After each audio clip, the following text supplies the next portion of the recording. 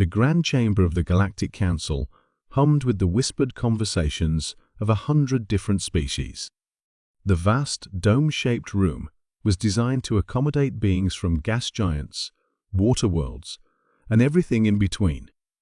At the center stood the Council's raised platform, where the 7 elders, the oldest civilizations in the known galaxy, deliberated on matters affecting all sentient life. Ambassador Helena Chen represented humanity, the youngest species ever granted observer status.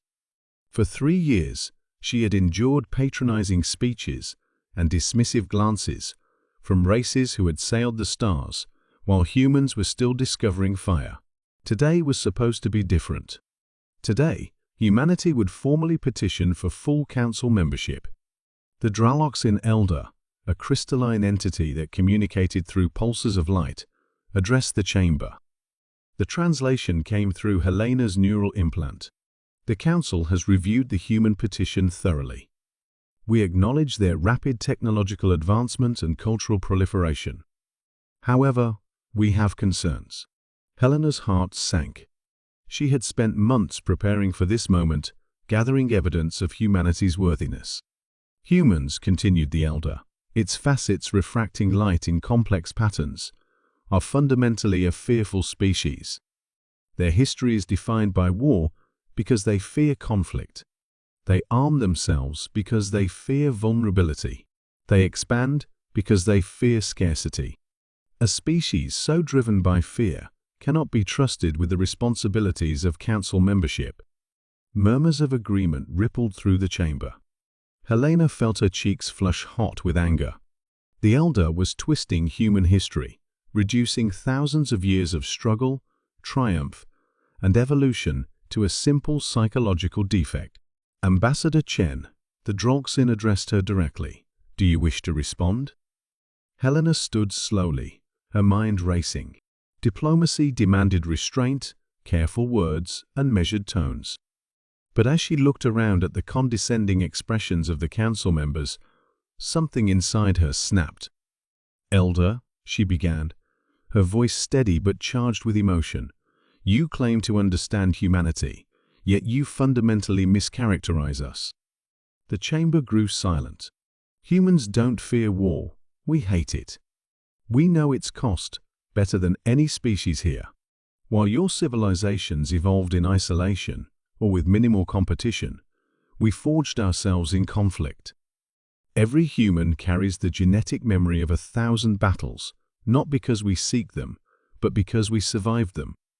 Helena stepped forward, her voice gaining strength. You call our armaments evidence of fear? Let me be clear. We arm ourselves not because we fear what lies beyond our borders, but because we know exactly what lies within ourselves.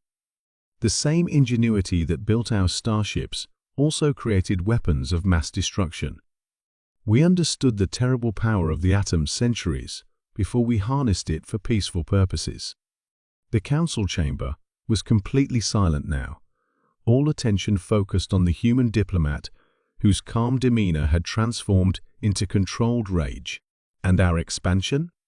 It's not driven by fear of scarcity, but by an insatiable curiosity, a desire to know what lies beyond the next horizon. We explored our entire planet before we had the technology to make it comfortable.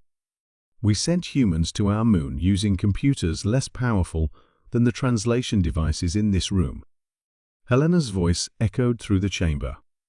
If you want to know what humanity fears, I'll tell you. We fear stagnation. We fear complacency. And yes, we fear becoming like some members of this council, so convinced of their own superiority that they can no longer recognize courage or determination when they see it. Gasps echoed throughout the chamber. Several council members shifted uncomfortably. Humanity doesn't come before you begging for acceptance. We come offering alliance. We bring perspectives forged in adversity that this council sorely needs. We have united our world despite our differences, not by eliminating them. We have made peace with our nature rather than denying it. Helena paused, meeting the gaze of each elder. You say we fear war? No. We respect its terrible power enough to avoid it when possible, and to fight without reservation when necessary. If that makes us unworthy of your counsel, then perhaps it is not a council worth joining." As Helena finished, the chamber erupted in a cacophony of voices. Some outraged, others thoughtful. The Draloxin Elder's crystalline form pulsed with rapid, complex patterns. Then, unexpectedly, the Terran Elder, oldest among the seven, raised a gnarled appendage for silence.